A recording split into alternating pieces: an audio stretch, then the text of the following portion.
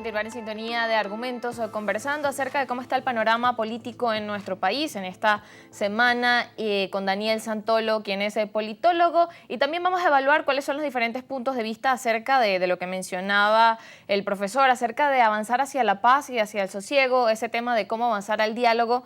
Vamos a ver declaraciones que ofrecían más temprano desde nuestra planta televisiva María Verdeal, quien es vicepresidenta de el MAS, hablando también acerca de cómo avanzar el diálogo y cuán importante es en nuestro país. Veamos. Bueno, cualquier hecho violento hay que condenarlo y cualquier salida violenta hay que condenarla también. Nosotros siempre hemos dicho que era indispensable la negociación previa al 28 de la negociación política, en el buen sentido de la palabra, y previo a las elecciones del 28, en el momento de las elecciones y por supuesto posterior a las elecciones. Entonces hay que hacer un llamado primero a la paz, al entendimiento, al reconocimiento. Eso no significa claudicar en los intereses, en los valores y en los principios que uno pueda defender. Pero después de la confrontación seguramente pudiera venir el entendimiento. Ojalá existiera primero el entendimiento y nunca la confrontación. Claro, que se evite. Bien, al igual que María Verdeal, vicepresidenta del Partido Movimiento al Socialismo, también de la misma forma opina Luis Eduardo Martínez, quien es diputado de la Asamblea Nacional y también dirigente del Partido Acción Democrática, acerca de cuán importante es avanzar hacia el entendimiento. Veamos también sus declaraciones a esta hora que ofrecía desde el programa de Primera Página. Considero necesario, indispensable, urgente, que a partir del 10 de enero todos los sectores, no solamente políticos, académicos, la iglesia, empresarios, emprendedores, universidades, nos sentemos en un proceso aceleradísimo de reconciliación, de entendimiento y de consensuar. ¿Qué le diría yo a quienes en este momento están haciendo llamamientos de esa naturaleza? Que comprendan que tenemos que garantizar que Venezuela viva en paz y que la promoción de los odios, del enfrentamiento, no contribuye en nada a eso. Y perdonen que incluso haga referencia a muchos que en algún momento hemos compartido. Es muy fácil hacerlo desde el extranjero. Tú estás aquí, yo estoy aquí, tu familia está aquí, la mía está aquí. La gran mayoría de quienes nos escuchan, sus familias están en Venezuela. Entonces yo preguntaría, ¿estamos dispuestos a poner en riesgo lo más importante, que es la tranquilidad de todos? El único camino que tiene Venezuela para vivir en paz, progresar y prosperar económicamente es el de la reconciliación, el entendimiento y los consensos.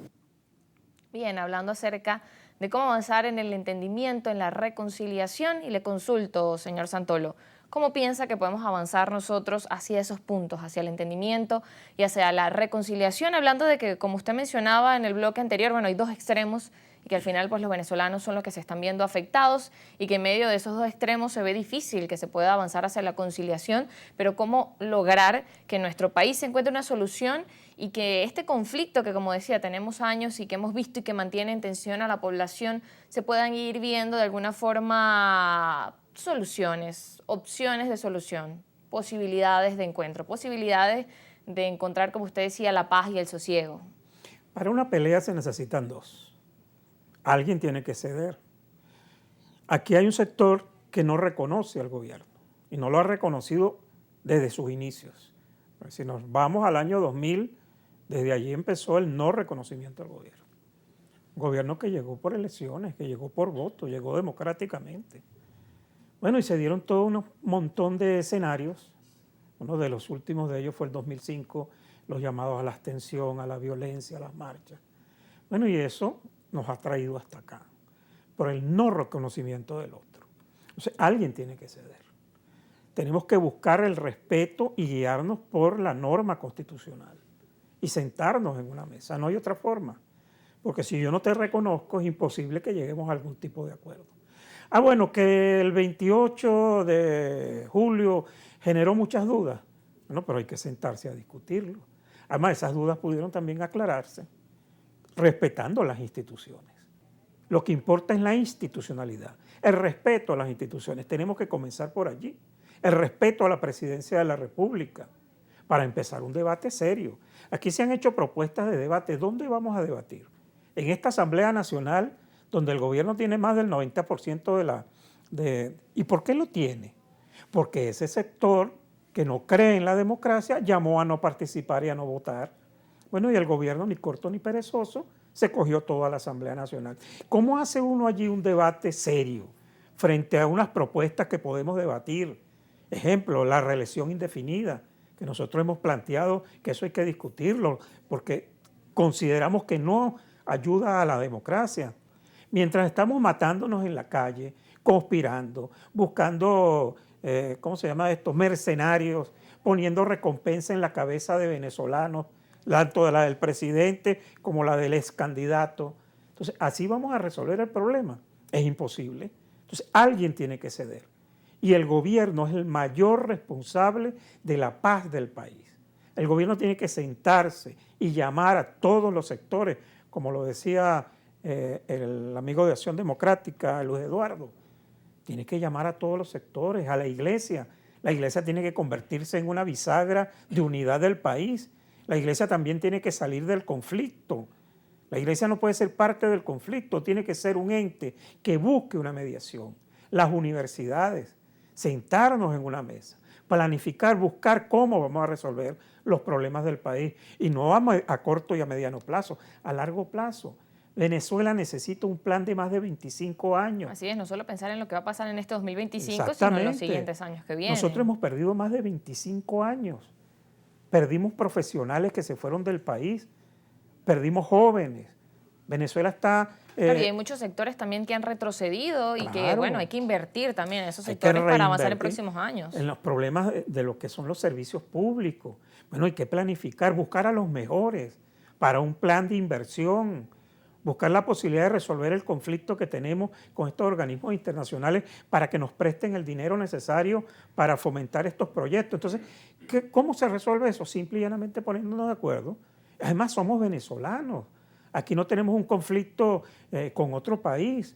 ¿Cómo es posible que nosotros no nos entendamos? Bueno, sí es posible. Porque no bueno, nos lo estamos entendemos. viendo, lo estamos viendo. Si vemos un sector que no reconoce al otro, que lo amenaza, que le dice que le va a poner los ganchos, y entonces el otro sector va y contrata a unos mercenarios para que le pongan precio también a la cabeza de los directivos, de los funcionarios del gobierno nacional. ¿Cómo nos vamos a entender así? O voy y me le arrodillo, y hay que decirlo así, porque eso es vergonzoso, ver venezolanos arrodillándose en Washington pidiendo que nos invadan, pidiendo que nos pongan más sanciones.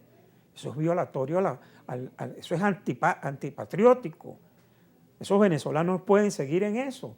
Hay que hacerles un llamado, porque como ellos están en Nueva York y en Washington y en Madrid y en otras grandes capitales, bueno, los que pasamos trabajo somos nosotros.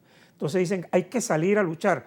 Bueno, pero es que desde Madrid es muy sabroso luchar, o desde Washington, al lado de Biden, como aparecieron todos hoy, muertos de la risa, muy contentos, por cierto, porque para ellos es un logro que el gobierno de los Estados Unidos siga sancionando a Venezuela para que Venezuela no tenga cómo desarrollarse, para que no haya real para aumentar los salarios, no haya real para... Claro, hay unos que dicen, bueno, pero hay gente que se compra carro de lujo, pero es que ellos no están sancionados, que están sancionados el gobierno nacional, que no puede tener, no tiene ni siquiera cuentas internacionales para hacer transferencias.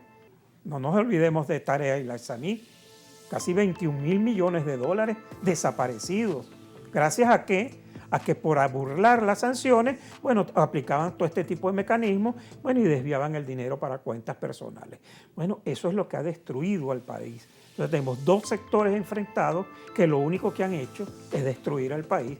Yo creo que llegó la hora de una mejor Venezuela, de que entendamos, de que el presidente de la República, y hay que decirlo así me destrocen en las redes, que va a ser juramentado el 10 de enero, entienda que estos 6 años que le quedan de mandato se dedique a gobernar, a resolver los problemas. Él habló de convocar un gran diálogo nacional. No, convóquelo, presidente. Convoque a las mujeres, a las mejores, a las universidades, a los empresarios, pero escúchelo. No es que los convoque para hablar o imponerles, no. Pídale a los empresarios que les lleven un plan económico para desarrollar esas empresas que están todas cerradas. Dígale a las universidades que le lleven planes para desarrollar. Aquí hay profesionales excelentes. Cómo resolvemos el problema hidráulico, el problema eléctrico. Todo eso, tenemos con qué hacerlo. Pero necesitamos a alguien que unifique. no que siga dividiendo. Y pues de alguna forma ese sentir de sentarse, como usted decía, de escuchar, de escuchar. sentarse, de entendimiento. El presidente de convoca, pero tomar la entonces para decisión. él hablar y regañar a la gente. Eso no es un diálogo. El diálogo es que se escuche, tome nota, busque a gente que ejecute, que diga, mira, esto se podrá ejecutar, sí, ¿quiénes lo pueden ejecutar? ¿Quiénes pueden llevar adelante?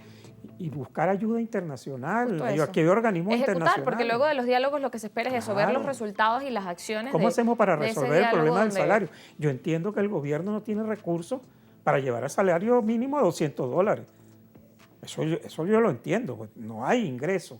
Bueno, pero busquemos mecanismos. ¿Cómo podemos hacerlo? ¿Cómo ponemos de acuerdo? medidas que se puedan implementar. Medidas, Nos por lo menos corresponde ir a la mientras pausa. resolvemos. Pues.